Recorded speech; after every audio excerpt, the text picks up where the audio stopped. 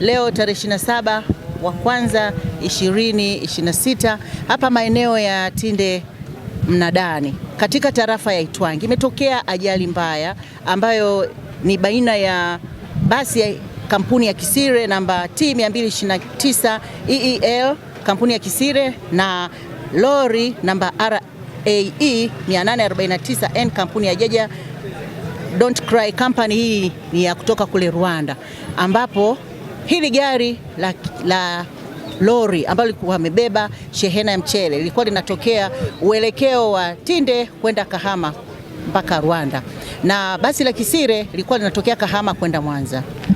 Walipofika maeneo haya, hili basi la Kisire, dereva hakuweza kuchukua tahadhari wakati analipita au overtake mkokoteni ambao ulikuwa umebeba matunda kuelekea Mnadani. Ilienda kulia zaidi ya barabara na kugongana uso kwa uso na lile lori ambalo linatoka uelekeo wa Tinde kuelekea Kahama, iliyosababisha kifo cha dereva wa lori papo hapo, lakini pia dereva wa basi hili la Kisire mara baada ya ajali alikimbia. Lakini ajali hii imesababisha kifo kimoja, lakini majeruhi 12. Kati yao majeruhi 12, 5 hali zao ni mbaya, yani serious, na wamepelekwa hospitali ya rufaa pale Shinyanga, lakini majeruhi 7 wako katika zahanati yetu ya hapa Tinde wakiendelea kupata matibabu. Chanzo cha ajali ni uzembe wa dereva wa basi la Kisire kuto kuchukua tahadhari kwa watumiaji wa barabara, ambapo alikwenda zaidi ya kulia barabara bila kuchukua tahadhari kwamba mbele yake kuna lori ambalo linakuja.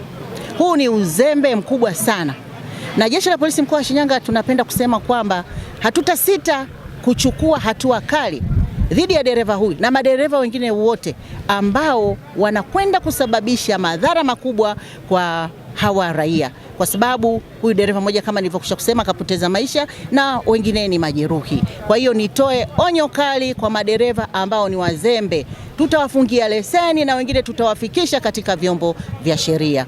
Hali hapa Tinde inaendelea kuwa salama na tunaendelea kuimarisha usalama kwa sababu eneo hili leo ni mnada, na tunaendelea kuyaondoa haya magari barabarani ili kuhakikisha kwamba shughuli nyingine za usafirishaji zinaendelea kama kawaida.